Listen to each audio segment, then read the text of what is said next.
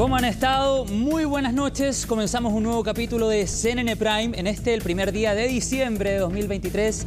Se acerca el fin de año y no por eso hay menos informaciones. Al contrario, muchas noticias que compartir con todos ustedes a esta hora y comenzamos a revisarlas en los siguientes titulares.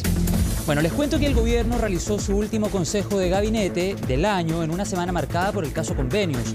Tras la instancia, la ministra vocera abordó la declaración del ex seremi Carlos Contreras, quien aseguró haber enviado a Presidencia un informe sobre democracia viva el pasado 7 de junio. Al respecto, Camila Vallejo indicó que los dichos podrían responder a una estrategia jurídica de la ex autoridad. Les cuento además que llegó a Chile el ex militar acusado por el homicidio de Víctor Jara y Litré Quiroga, Pedro Barrientos, quien fue expulsado de Estados Unidos y ya fue trasladado hasta el batallón de la Policía Militar de Peñalolén. La embajadora norteamericana en nuestro país valoró la medida, indicando que es muestra del compromiso de su país con los derechos humanos.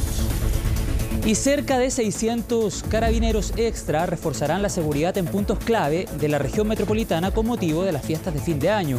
La delegación presidencial, la policía uniformada y algunos municipios lanzaron un plan antidelincuencia, el que considera estrategias de copamiento, el fortalecimiento de la vigilancia en el comercio y ferias navideñas, además de fiscalizaciones a la venta ilegal de fuegos artificiales. Y en temas internacionales, Israel y Hamás retomaron las hostilidades luego de 7 días de tregua. Además, apenas acabó el plazo establecido entre ambas partes, Hamás aseguró que más de 170 personas murieron durante la reanudación de la ofensiva contra la Franja de Gaza. Por su parte, el ejército israelí acusó al grupo islamista de violar la pausa operativa disparando misiles contra su territorio. Todos estos temas y mucho más. Aquí comienza CNN Prime en CNN Chile.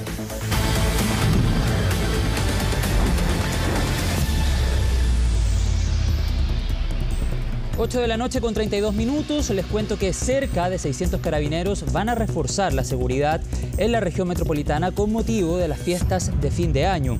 Ante la ocurrencia de delitos en barrios comerciales, la policía uniformada utilizará la estrategia de copamiento e intensificará las fiscalizaciones a distintos locales comerciales. Además, habrá un especial foco en la venta ilegal de fuegos artificiales. Vamos a revisar todos los detalles en la nota de Daniela González.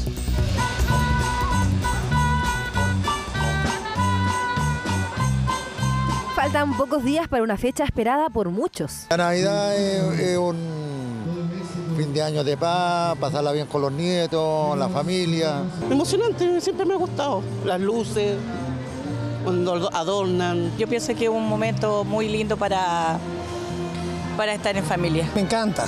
Ahora trato de disfrutar al máximo con mis hijos.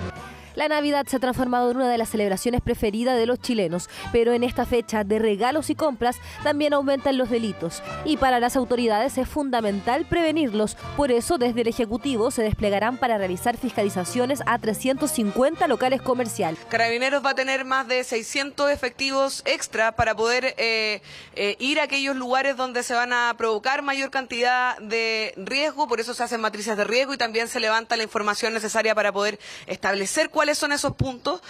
Van a haber más de 90 medios logísticos en más de 170 ferias libres. Además, queremos mencionar que la PDI va a estar haciendo una fiscalización más exhaustiva de los fuegos artificiales. Se ha logrado categorizar a partir de esta matriz de riesgo aquellos sectores que más requieren presencia institucional con la finalidad de no solamente marcar esta presencia, sino que también prevenir bajo la estrategia de prevención y copamiento. Pero no todo es seguridad. Armar el árbol de Pascua es el panorama preferido de los niños. Otros eligen el tradicional pesebre, como este tierno perrito que se robó todas las miradas en la actividad de las autoridades.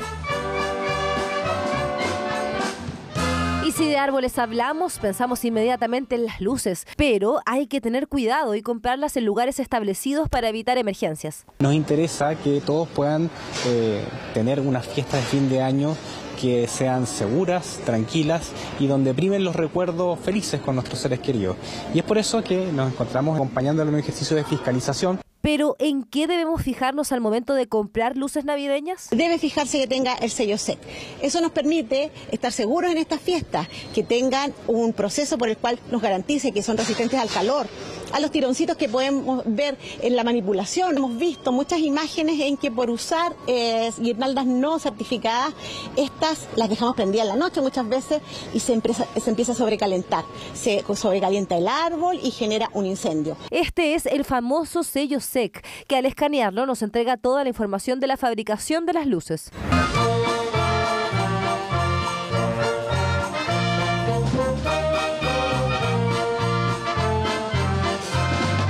Por eso hay que comprar las luces, el árbol y los adornos en lugares establecidos. El centro de Santiago, por lejos, es el lugar con más comercio. Por eso se ha reforzado la seguridad en el tradicional Paseo Ahumada. Son 55 agentes de copamiento que trabajan de forma preventiva, que también colaboran en primeros auxilios y que se ponen también a disposición de colaborar con el trabajo de carabineros en el sector. Y eso va a implicar también un reforzamiento en los distintos barrios comerciales de la comuna de Santiago, también el sector de Franklin, de Meix, de Bellas Artes, Las Tarrias, entre otros. Y si todavía le faltan algunos regalos, preste atención a este dato. El día 15 vamos a tener una actividad en los locatarios, va a haber ferias artesanales, va a haber cultura, vamos a tratar de lograr que estemos todos abiertos hasta las 23 horas y lograr que el centro se rehabilite, sobre todo en esta época que es tan importante para nosotros. Ya se acercan las fiestas de fin de año, oportunidad para disfrutar en familia y con los seres queridos, eso sí, siempre pendiente de la seguridad, para disfrutar sin ningún contratiempo. Y el Banco Central dio a conocer este jueves el IMASEC de octubre, el que mostró un alza de 0,3%, marcando el segundo mes consecutivo con crecimiento económico. En la siguiente nota, Orlando Silva nos cuenta cómo se tomaron este dato en el gobierno y cómo se están proyectando los últimos meses. Que la economía crezca por segundo mes consecutivo sin duda es una buena noticia. 0,3% en octubre en comparación al mismo mes del año pasado. Pero hay matices, porque si comparamos este octubre con el mes inmediatamente anterior, es decir, con el último septiembre, lo que se ve es una desaceleración de este crecimiento. Por eso las lecturas que hacen los economistas del último IMASEC que dio a conocer el Banco Central son agridulces. Ante la pregunta de si un 0,3% del IMASEC de octubre es una buena noticia, la respuesta es sí. Efectivamente, si comparamos el mes de octubre de este año con octubre del año anterior y vemos un crecimiento de un 0,3, debiéramos estar expectantes y contentos. Sin embargo, es muy importante también mirar octubre y compararlo con septiembre, lo que se conoce como el IMASEC desestacionalizado. Y ese fue negativo de 0,1. No es una gran cifra, pero la tendencia sigue a estar relativamente estancada. Si bien es un 0,3%, de todas maneras estamos viendo una economía bastante estancada. Efectivamente, en la etapa de recesión quizá o de más crecimiento sin cifras positivas, se detuvo en septiembre. De todas formas, estamos viendo cifras demasiado discretas de crecimiento. El alza interanual del IMASEC fue explicada principalmente por la industria manufacturera, el resto de bienes y los servicios, y se compensó parcialmente por una fuerte caída de la minería. Acá también las lecturas son disímiles, porque si el denominado IMASEC no minero registró un crecimiento bastante más consistente, desde el mismo sector manufacturero, el que apalancó el crecimiento este mes, explican que el impulso que ellos han estado dándole a la economía podría no durar mucho más. En términos generales, creo que después de bastantes meses nos da para hacer una evaluación positiva. ¿Por qué, se preguntarán ustedes? Bueno, principalmente porque tuvimos crecimientos desestacionalizados de la mayoría de los sectores importantes para la economía. De hecho, si vemos todos los sectores, excluyendo justamente el sector de minería, vemos un crecimiento sobre el 1% en términos interanuales, lo cual nos parece bastante interesante. El impulso al sector manufacturero, publicado el día de hoy por el IMASEC, no nos sorprende. La actividad de la industria metalúrgica, metalmecánica, ha sido contracíclica durante todo este año. Este desempeño se basa en el impulso que generaron todas las inversiones que ya están en ejecución. Sin embargo, el panorama a futuro no se ve tan alentador porque justamente todos esos proyectos de inversión están siendo a la baja. Y por supuesto, quien también hizo su lectura del dato de octubre y se lo tomó con mesura fue el ministro Marcel, quien valoró la cifra, pero reconoció que también representa un desafío para el ahora denominado Gabinete del Crecimiento. Por supuesto, es un desafío la velocidad con la cual vayamos creciendo en el futuro.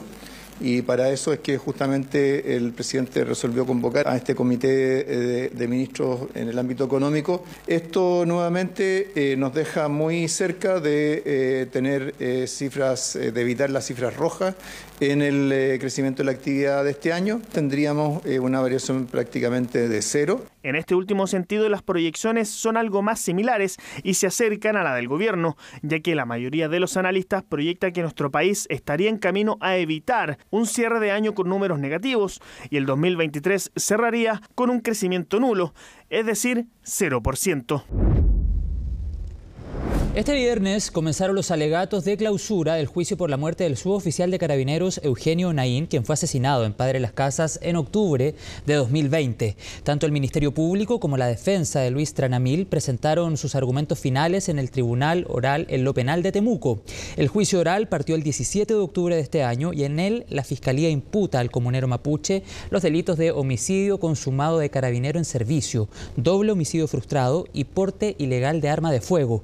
Recordemos que el asesinato del suboficial Naín ocurrió en la Ruta 5 Sur, en la región de la Araucanía, cuando un grupo de sujetos lo abatió con armas de distinto calibre desde un punto estratégico, luego de haber instalado barricadas en dicho camino.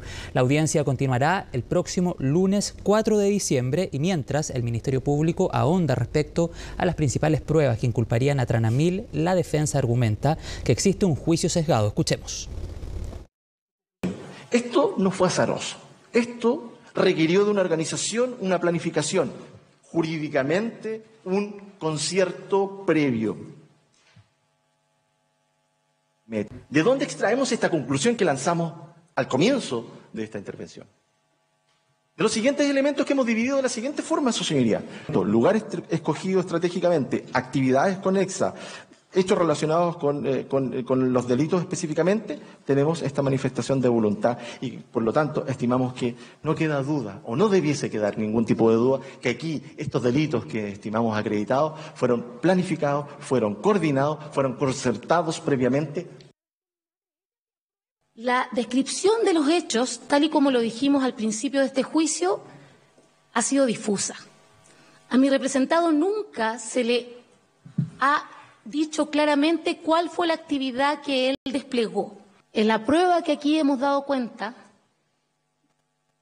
lo que quiere manifestar, en definitiva, es dónde vive, es de quién y cuáles son sus relaciones familiares, es también al pueblo al que pertenece y es evidentemente, porque así ha quedado claro, que es parte de un los vecino del sitio del suceso. Pero eso, evidentemente, no lo hace culpable.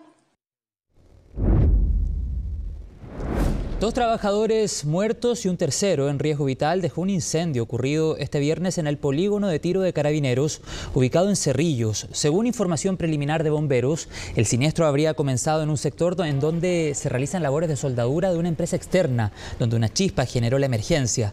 Los trabajadores quedaron atrapados e inhalaron gases tóxicos, dejándolos inicialmente de gravedad. Uno de ellos murió en el hospital de Carabineros y el otro en la ex posta central. El tercero tiene el 95% de su cuerpo con quemaduras y está en riesgo vital con una situación de extrema gravedad.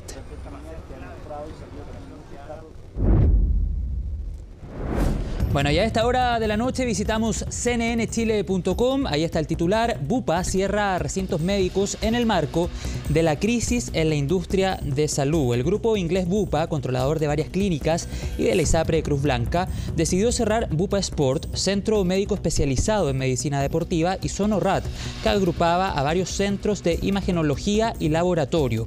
Les cuento además que la medida fue informada este día viernes por ISAPRE Colmena a sus afiliados, señalando lo siguiente: Bupa, Servicios de Salud S.p.A., nos ha notificado que producto de la crisis en la industria de la salud que se está viviendo en Chile y en particular en el mundo de los prestadores privados, cerró su centro deportivo Bupa Sport, ubicado en Avenida Las Condes, en la comuna del mismo nombre, dejando de atender pacientes a contar del 30 de noviembre recién pasado. Lamentamos esta situación ajena a nuestra voluntad, señaló la compañía a través de un correo electrónico.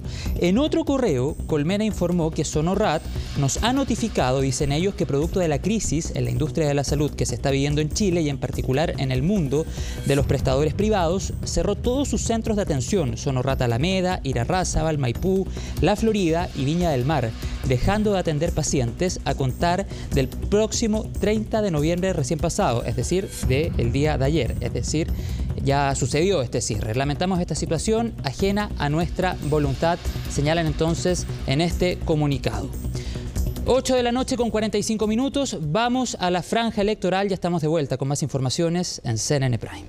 Estamos de vuelta con las noticias y les cuento que el ministro de Vivienda, Carlos Montes, desconoció la versión dada por el ex seremi de Antofagasta, Carlos Contreras, quien aseguró que La Moneda tenía conocimiento previo del caso Convenios. En la cartera señalaron además que existe un informe distinto al que se refiere la ex autoridad en el que se concluyó la existencia de irregularidades administrativas. Vamos a revisar los detalles y también las reacciones en la nota de Francisca Cárdenas. Con énfasis que es importante recordar. El ánimo en el último Consejo de Gabinete del año parecía no ser el mejor.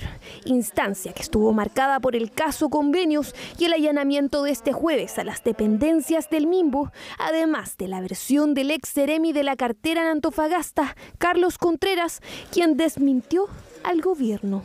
Yo no tuve ninguna información al respecto de un informe que saliera desde Antofagasta hacia la presidencia. Y si la presidencia dice que no es así, yo creo completamente. Y el allanamiento tuvo que ver con una denuncia que nosotros también, además de otros, presentaron.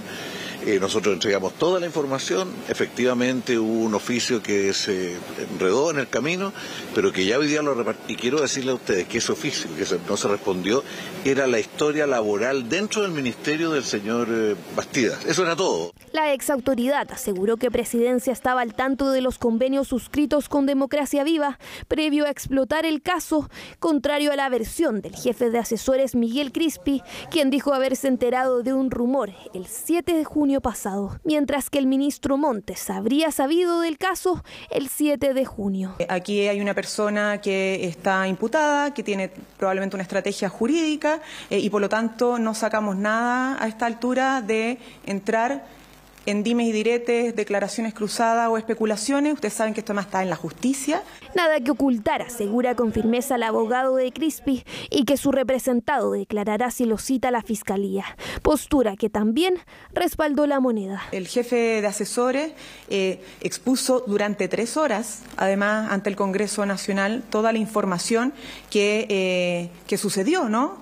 Y cómo fue cómo llegó esta noticia al Palacio de la Moneda.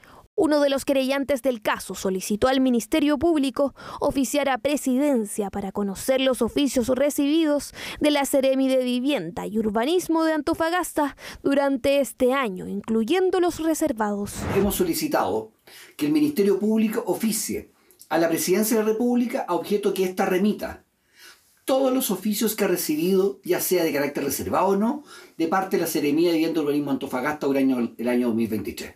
En el Congreso, parlamentarios de oposición buscarán impulsar una nueva comisión investigadora que busque responsabilidades políticas, dado los nuevos acontecimientos. Para poder aclarar en definitiva cuándo, quiénes y dónde tomaron conocimiento de la situación. ¿Qué pasa con las seremías que están siendo investigadas?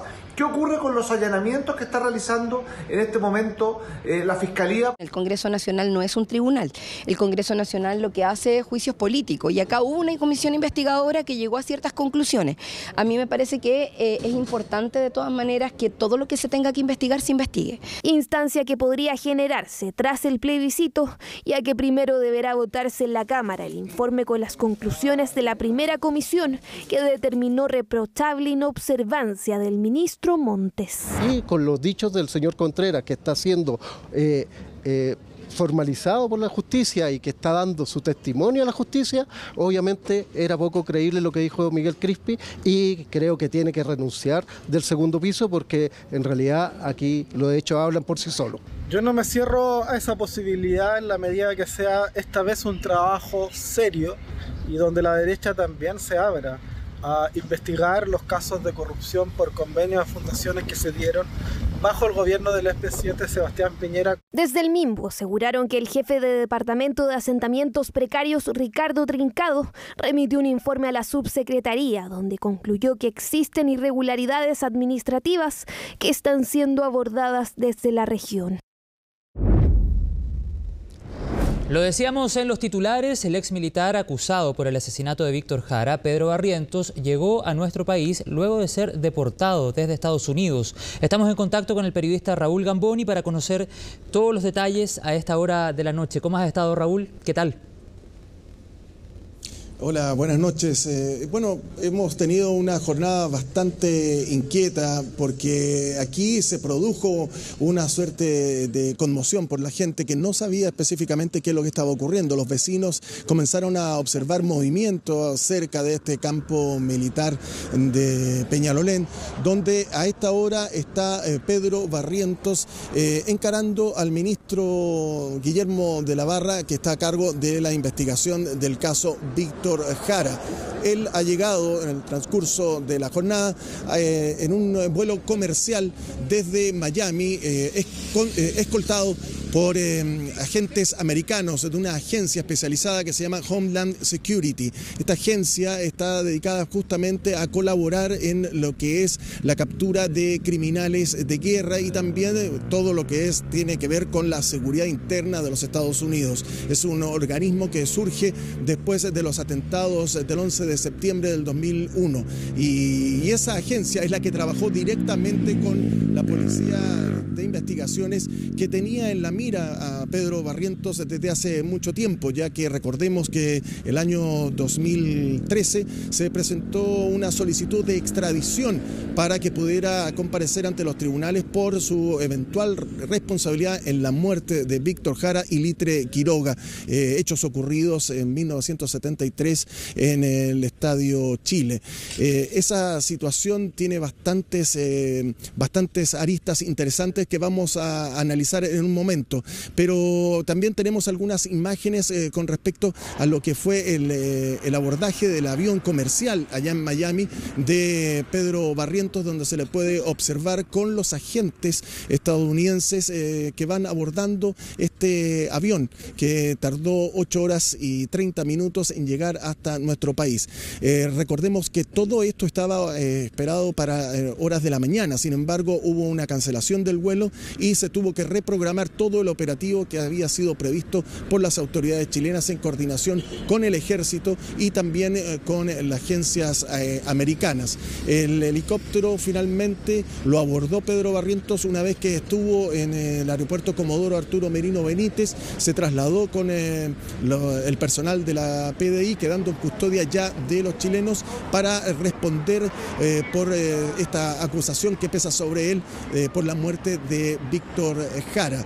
En ese instante ya dejó de ser un detenido por una causa migratoria, porque hay que aclarar que Pedro Barrientos llegó deportado a nuestro país porque había mentido en lo que es este proceso de nacionalización cuando estaba solicitando la ciudadanía estadounidense, de la cual él estaba tratando de protegerse de cualquier embate judicial que llegaba desde nuestro país. Pero todas esas negociaciones que hubo con esta agencia norteamericana y la Policía de Investigaciones, con la colaboración obviamente de los ministros de la época, porque esto tardó mucho tiempo, estamos hablando desde el año 2013, que se presenta la extradición y se rechaza, se buscan alternativas para poder traer a Pedro Barrientos para que enfrente la justicia. Escuchemos al subprefecto Gerardo Raventes, quien es de la Interpol Chile, quien comentó con CNN Chile algunos de los detalles de lo que fue este trabajo colaborativo con la agencia norteamericana. Surgió la idea, ¿cierto?, de poder demostrar ante los tribunales norteamericanos migratorios que Barrientos había mentido, que había ocultado datos, a lo menos, respecto de los antecedentes que debía dar a conocer ante las Cortes para lograr obtener un título de residencia.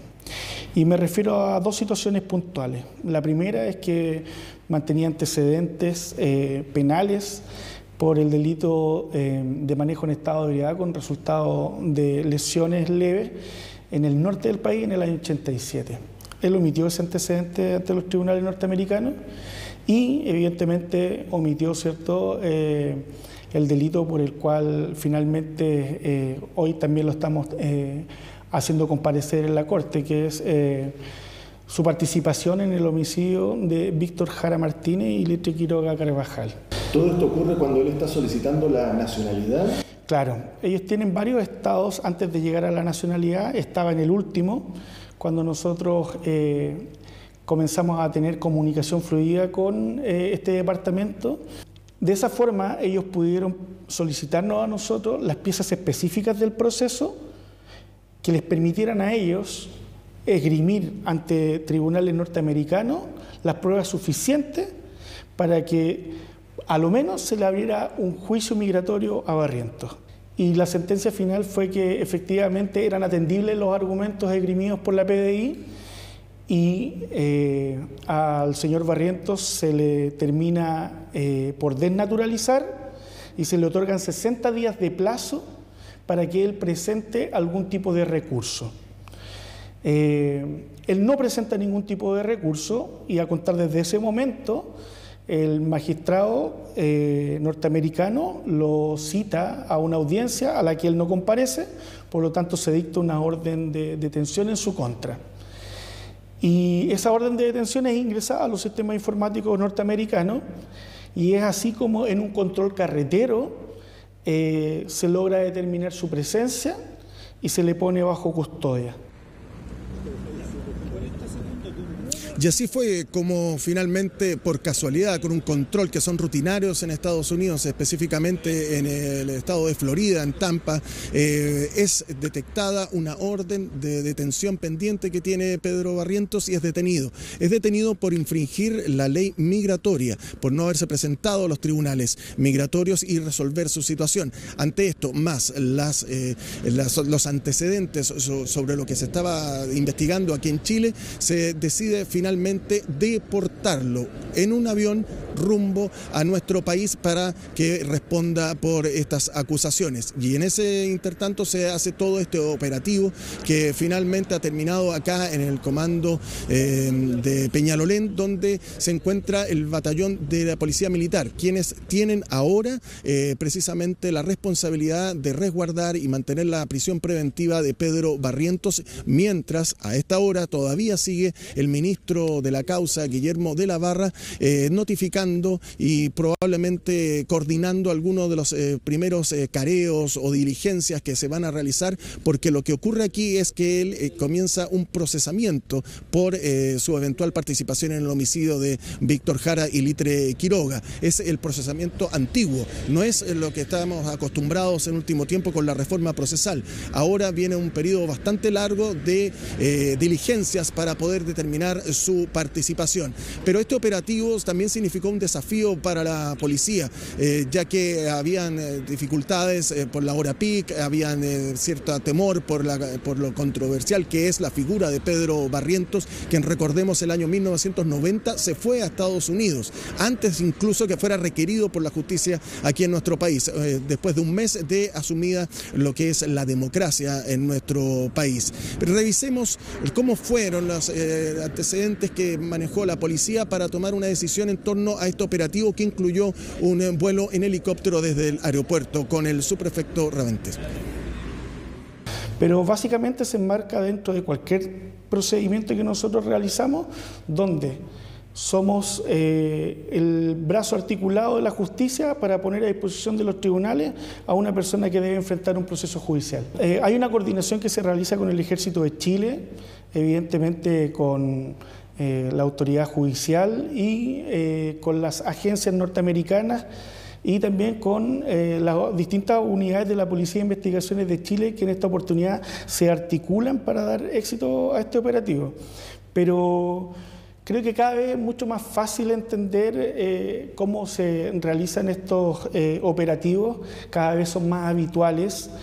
Y probablemente si hubiésemos estado hablando de esto hace 10 años atrás, hubiésemos pensado que era imposible traer una persona desde Estados Unidos que estaba a punto de obtener su nacionalidad.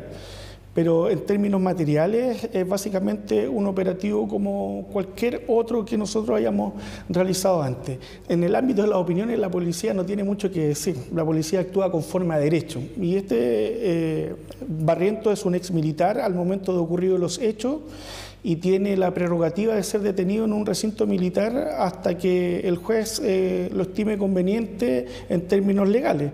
O sea, tiene un ámbito legal donde él se desplaza. Y respecto del desplazamiento y los medios utilizados, la policía debe siempre primar la seguridad de las personas. No es que se trate de este personaje en especial, podemos hacerlo con personas que incluso tenemos topes de horario o que la aviación comercial no nos entrega una solución, utilizamos nuestras aeronaves, por supuesto que lo vamos a hacer siempre. ¿Por qué se descarta el traslado vía terrestre, por ejemplo, en este caso? Porque nosotros sabemos que este caso en particular genera cierta conmoción en la ciudadanía, sabemos que hay interés periodístico y nosotros tenemos que asegurar que él comparezca ante el juez y con la finalidad de preservar la seguridad tanto de él como de nuestros escoltas y detectives es que se tomó esta decisión. Recordemos que en esta causa ya hay una condena confirmada por la Corte Suprema. Son 7 exmilitares que han sido condenados a 25 años de presidio por el homicidio y también por el secuestro calificado de Víctor Jara y Litre Quiroga. Esos son casos distintos a lo de Pedro Barrientos. Pedro Barrientos no está incluido en esa condena. Por eso que hay que hacer una investigación judicial para establecer su responsabilidad en estos hechos que acontecieron ya hace 50 años. Sí, exactamente, Raúl Gamboni, muchas gracias por todo el detalle, por todo el contexto. Pedro Barrientos entonces va a cumplir la prisión preventiva en nuestro país. Recordemos también, de acuerdo a información que tú nos entregabas durante el despacho, que él no fue extraditado pese a los intentos de Chile, sino que llega a nuestro territorio como deportado, y para que fuera deportado fue fundamental que un tribunal de Florida en Estados Unidos revocara su ciudadanía estadounidense. Esto sucedió el pasado 14 de julio. A juicio del tribunal, Barrientos entonces oculta información intencionalmente, hechos materiales, más bien se refiere cuando se habla de ocultamiento de información relacionados con su rol como uniformado en sus solicitudes de inmigración. Raúl, te quiero agradecer toda la información y consignar también a esta hora que él llega a nuestro país custodiado por funcionarios estadounidenses y luego esa custodia la toman funcionarios de Chile cuando ya, por supuesto, está en territorio nacional. Lo último, Raúl, y como dato para poder contextualizar también durante este despacho, ¿cuántos años tiene Pedro Barrientos actualmente? Si no me equivoco, tiene 76 años. Pero como pudimos ver en la fotografía, se ve bastante bien, buena salud. En todo caso, acá también se le va a hacer un chequeo médico para ver si está en condiciones de poder cumplir esta prisión preventiva. Bueno, Raúl, te agradezco toda la información. Que tengas muy buenas noches y mejor fin de semana. Gracias. Nos vemos. Chao. Bueno, sigamos avanzando. Con arresto domiciliario total y arraigo nacional quedó Camila Polizzi y otros 4 imputados por la arista de la Fundación ENTI del denominado caso Convenios. Arista que podría conllevar nuevas formalizaciones y no se descarta que entre esas personas pueda estar el gobernador de la región del Biobío. Vamos a revisar todos los detalles en la nota de la periodista Belén Saldías. Camila, ¿cómo estás? ¿Estás tranquila? Camila. En completo silencio abandonó el juzgado de garantía de Concepción Camila Polizzi, luego de decretarse la medida cautelar de arresto domiciliario total y arraigo nacional en su contra, por la arista que la involucra en el denominado caso Convenios, una decisión del tribunal que partió mucho antes. Fueron más de 16 horas de audiencia donde el Ministerio Público presentó diversas pruebas como base para la formalización. A Camila Polizzi y a los hermanos Sebastián y Diego Polanco se les imputó los delitos de uso malicioso de documento oficial, usurpación de identidad, lavado de activos y estafa. Sin embargo, el tribunal no pudo dar por acreditado estos 2 últimos. Con esta actuación burda de estas personas, no vemos que se pueda cumplir la estructura típica de la estafa. No solamente porque los mismos que debían proteger no pusieron los elementos necesarios para ese engaño, porque el engaño para nosotros en este caso no fue suficiente. El resto de los formalizados fueron el ex administrador del Gore Bio Bio, Rodrigo Martínez, y el ex jefe de la División de Desarrollo Social y Humano, Simón Acuña. A ellos se les imputó el delito de fraude al fisco. Sin embargo, el tribunal no compartió la calificación de la Fiscalía, aunque sí sostuvo que hay presupuestos para el delito de fraude de subvenciones. Con todos los antecedentes sobre la mesa, el juez resolvió. Se va a rechazar la petición en primer lugar de la prisión preventiva solicitada por el Ministerio Público.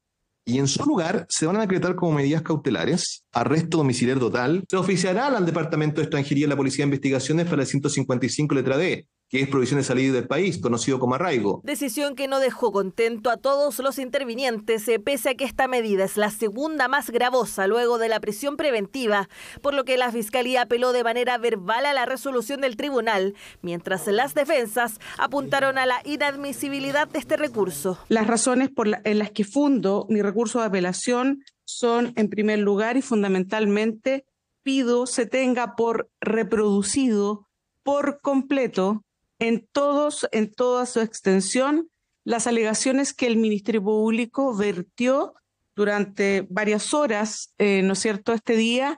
Solicitamos que se declare inadmisible por estimar que el recurso, su señoría, no resulta suficientemente fundado. Debe ser fundado en el hecho del derecho y creemos que no está suficientemente fundado en los hechos señalados. No basta la remisión a los antecedentes para estimar que es suficiente su señoría. Tras la audiencia, las reacciones surgieron de inmediato, cuestionando principalmente la decisión adoptada por el juzgado de garantía en contra de los 5 imputados. Yo creo que lo que todos esperábamos eran medidas serias, pero a medida que esta investigación vaya avanzando, por la cantidad de convenios que están siendo cuestionados, con resultados lo más probable similares, es que esto vaya a una prisión de carácter en la cárcel. Un interesado en esta causa que por ahora la observa desde fuera es el gobernador de la región del Biobío, Rodrigo Díaz. La autoridad regional podría ser formalizada en esta causa, según la propia fiscal del caso. Hay que dejar que las instituciones hagan su trabajo. Es una garantía de nuestro país que exista debido proceso. Este es un camino largo,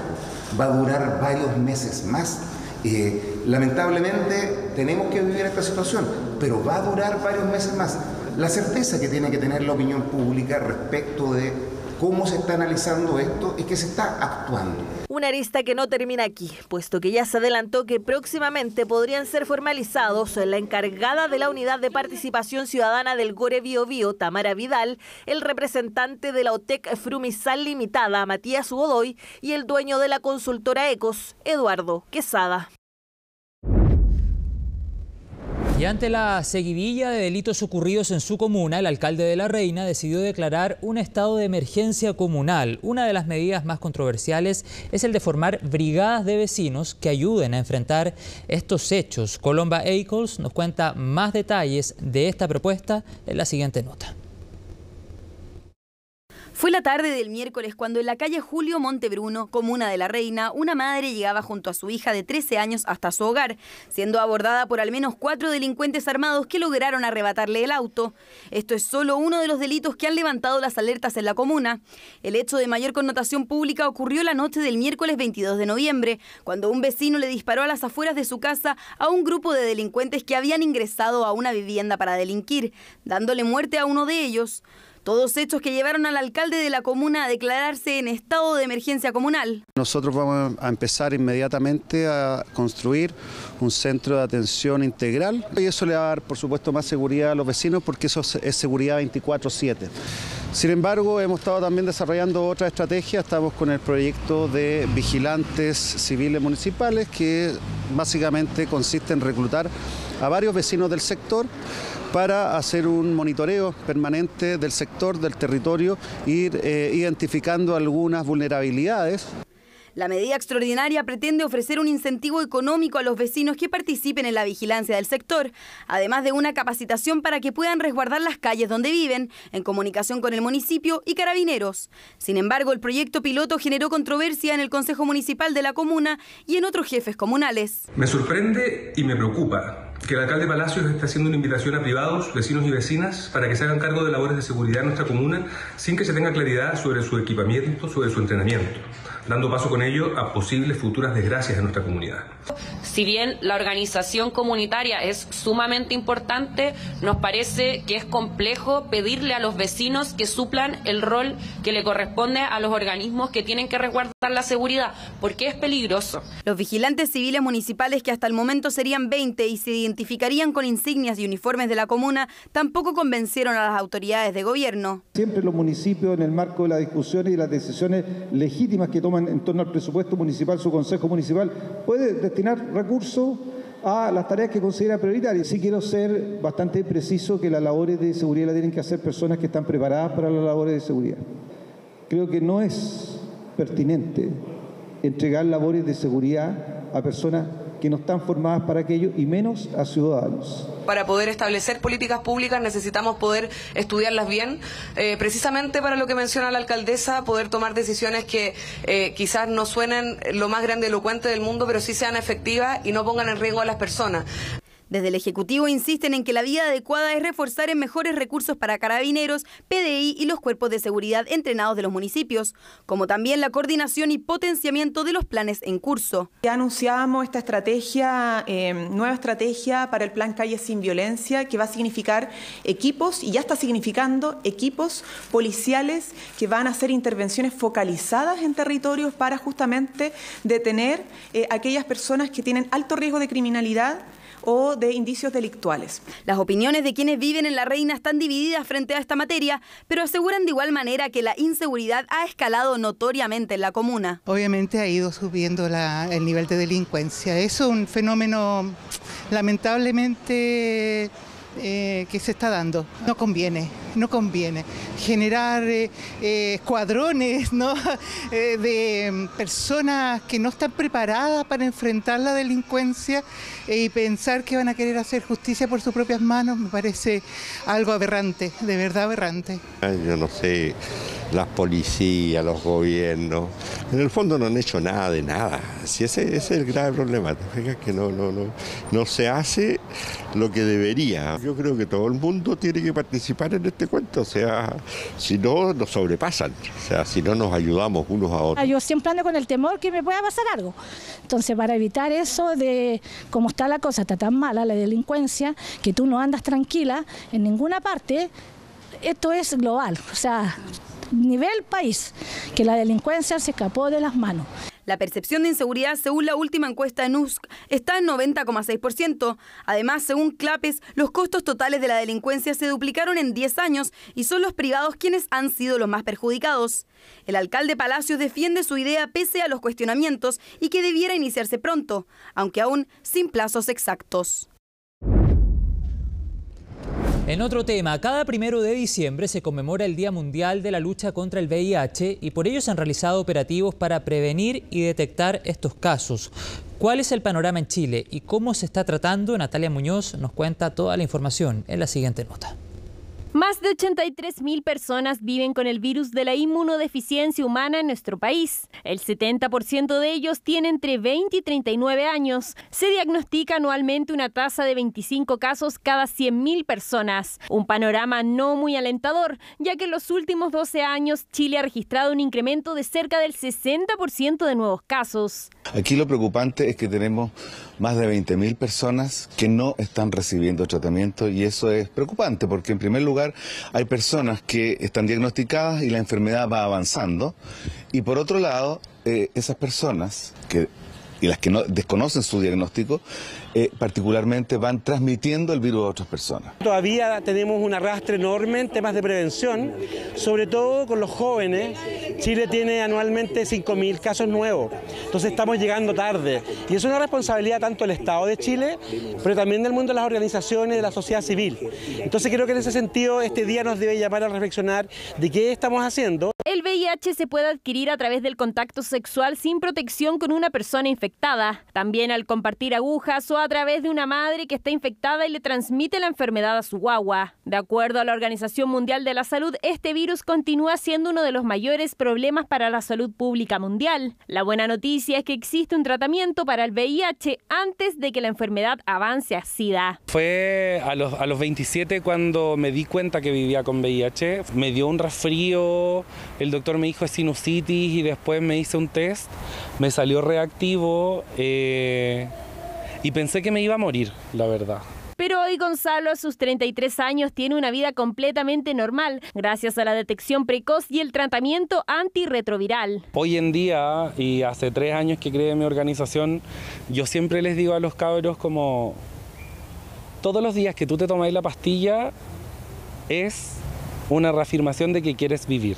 Cabres, como vivir con VIH, hoy en día tenemos una cura funcional y somos personas sanas. El VIH se puede identificar mediante pruebas de diagnóstico rápidas. En el marco de una nueva conmemoración del Día Mundial de la Lucha contra el SIDA, se desplegaron puestos de información con test gratis para la población. La mayoría llegó a realizarse el examen por primera vez. ¿Te lo habías hecho antes? No.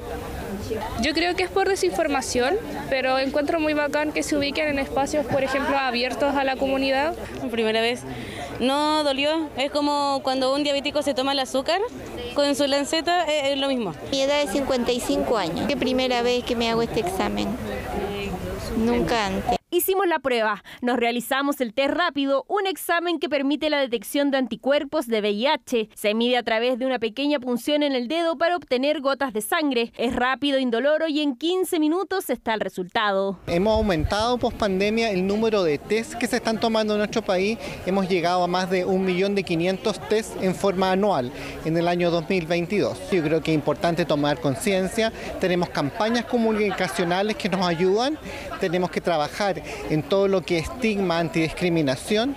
El testeo es fundamental, es súper importante, la gente tiene que empezar a testearse, tenemos que empezar a racionalizar que cada vez que uno tiene una relación sexual de riesgo, tenemos que testearnos, tenemos que saber, y no solo pensando en el VIH, sino que en las ITS también. La recomendación es testearse 21 días después de una relación de riesgo, esto quiere decir sin uso de condón, y cada 3 meses si es que existe una vida sexual activa.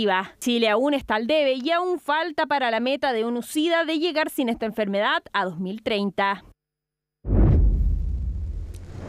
9 de la noche con 31 minutos, ya estoy acompañado, súper bien acompañado de mi compañera, la periodista Jacinta Molina del área internacional. ¿Cómo has estado, Jasi? Muy buenas noches. Muy bien, ¿cómo estás tú? Buenas noches, José. Todo bien, Jasi. Vamos a comenzar en Medio Oriente. Así es, porque finalmente se ha acabado esta tregua entre Israel y Hamás. Eso ocurrió a las 7 de la mañana, hora local, allá en esa zona del mundo, y por consecuencia han regresado los bombardeos. Israel retomó su ofensiva sobre la franja de Gaza, donde se ha denunciado durante esta jornada por parte de las autoridades sanitarias gazatíes la muerte de más de 100 personas solamente en esa ofensiva que se recupera durante esta jornada. Siguen las conversaciones para ver una posibilidad de extender esta tregua o retomarla más bien, pero todavía no hay humo blanco al respecto. Vamos a revisar, José, todo lo que ha acontecido luego de esto en la nota que ha hecho nuestra compañera Laura Soto. شوف هاي الدمار معسكر كامل يباد في قنابل الله على ماشي هي هذه القنابل بادونا بادوا المعسكر كله وبادوا غزه ما ضلش فينا حد ايش بالضبط دار لحالها ناس مدنيين جايين مخليين هنا من منطقه ثانيه كلهم صغار واطفال. Hace 7 días que el sonido de las bombas no se escuchaba en territorio gazatí. Este viernes esa situación cambió ahora que la tregua entre Hamás e Israel ha finalizado y las tropas de Netanyahu han reanudado su campaña militar justo donde la habían dejado. Poco después de las 7 de la mañana, hora en la que expiró el alto al fuego, los cohetes se dejaron caer sobre las ciudades de Han Yunis y Rafa, ambas al sur del enclave palestino. En los días de la tregua dormimos, descansamos, no había drones y vivíamos bien, pero con lo que ha pasado hoy. Hemos estado viviendo con miedo y ansiedad. Los equipos médicos no han podido soportar este gran número que ha llegado a los hospitales de la Franja de Gaza debido a la acumulación de casos anteriores. Además, la tregua humanitaria no ayudó al sector sanitario con medicamentos, equipo médico y combustible como se esperaba. El Ministerio de Salud gazatí ya contabiliza más de un centenar de fallecidos por estos nuevos ataques. Ambas partes se han acusado mutuamente de haber violado los términos del acuerdo. Israel culpó a la milicia de no haber liberado a todas las mujeres y niños rehenes, además de haber atacado su territorio antes del término de la tregua. Mientras Hamás dice que Tel Aviv envió una lista para liberar a mujeres soldado, que rechazó la excarcelación de hombres adultos a cambio de la liberación de rehenes de la misma condición y que no permitió el ingreso de combustible al norte del enclave. A las 5:43 de la mañana, Hamás disparó el primer cohete desde Gaza y desde entonces esos lanzamientos se han intensificado, con sirenas sonando en todo el sur de Israel durante toda la mañana. A los bombardeos también se ha sumado una nueva orden de evacuación por parte de Israel. Ahora se le exige a la población gazatí abandonar 4 localidades de la parte este de Han Yunis y movilizarse a Rafa, las 2 ciudades que fueron bombardeadas más temprano. Nos enviaron folletos diciendo que teníamos que ir a Rafa. ¿A dónde vamos en Rafa? ¿Qué hay ahí? ¿Es seguro? Hay más bombardeos en Rafa que en Han Yunis estos días. ¿Dónde está esa seguridad que proclaman? La Media Luna Roja Palestina ha denunciado además que Israel ha prohibido el ingreso de ayuda humanitaria a través del cruce con Egipto hasta nuevo aviso.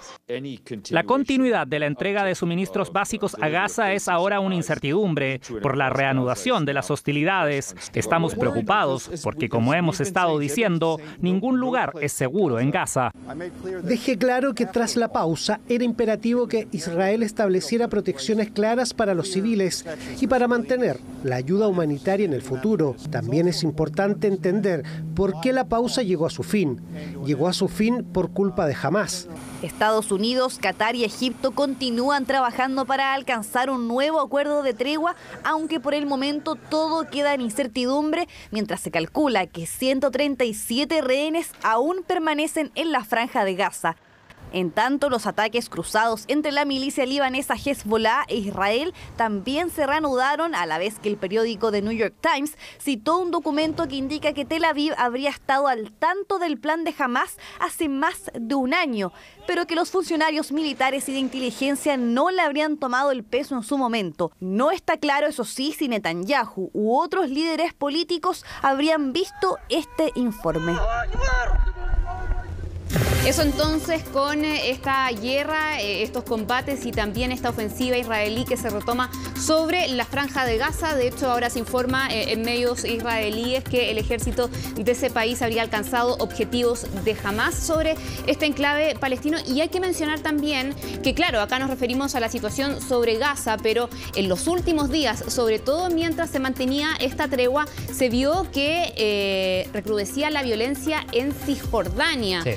Tanto por Hamás, donde se realizaron ahí ataques, y también por las redadas que llevó a cabo el ejército israelí en esa zona. Claro, vamos a quedar atentos, todo esto en medio de las conversaciones que continúan para ver si se puede realizar una nueva tregua. Recordemos que la tregua que acaba de terminar duró más de lo que inicialmente se había dicho que iba a durar. Exactamente, casi. Sí. ¿Dónde seguimos? Nos vamos a Perú, bien cerquita, porque ya tenemos la confirmación de que Alberto Fujimori, el expresidente de ese país, se va a mantener en prisión. Hace solo unos días atrás les comentábamos de esta apertura del Tribunal Constitucional a restaurar su indulto, que recordemos se le otorga por parte de Pedro Pablo Kuczynski en 2017, pero luego la justicia revoca y esto también se le otorga este beneficio el año pasado, pero nuevamente la justicia lo revoca. Bueno, el Tribunal Constitucional durante esta semana había dejado abierta esa posibilidad luego de un fallo que emite a comienzos de esta semana, incluso con declaraciones del presidente de este organismo que habla de que esto debiese ejecutarse de manera inmediata, que le correspondía a la justicia, y en vista de esta determinación del Tribunal Constitucional correspondía que esto se repusiera. Bueno, ¿qué ha dicho un tribunal en Ica, que es donde se llevó esta causa? Que no ha lugar. que no corresponde, que es improcedente y por lo tanto sigue Alberto Fujimori en prisión. Hay que recordar que la última vez cuando se le otorga el indulto por razones de salud, esto el año pasado, se le revoca porque la Corte Interamericana de Derechos Humanos había dicho que debido a la calidad de los delitos por los cuales se estaba cumpliendo condena, que son delitos de lesa humanidad, son delitos por violaciones a los derechos humanos, por eso está condenado a 25 años de cárcel. Bueno, es por eso que no correspondía, decía la Corte, este indulto, y acata Perú esa determinación porque se le ordena al Estado peruano.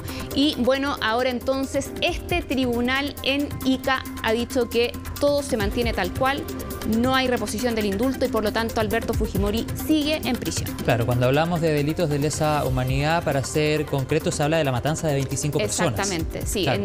Son 2 hechos durante su gobierno. Claro, Fujimori de 85 años entonces seguirá en prisión, es declarado improcedente este indulto humanitario. Jacinta, ¿dónde continuamos? Vámonos a Estados Unidos, donde... De Perú a Estados Unidos. Exactamente, más al norte, donde el Congreso de ese país ha sacado de sus filas, ha expulsado a un congresista republicano bien polémico, George Santos, que de hecho llega al Congreso, a la Cámara de Representantes el año pasado con el apoyo del Partido Republicano, e inmediatamente empieza a generar escándalo porque se conoce que mintió sobre su vida familiar, sobre su currículum. Por ejemplo, dijo que él era nieto de sobrevivientes del Holocausto, dijo que su madre también había sobrevivido a los ataques terroristas del año 2001 en los Estados Unidos. Todo eso se comprobó después que era absolutamente falso, y además ha sido acusado de malversación de fondos, de fraude fiscal, de utilizar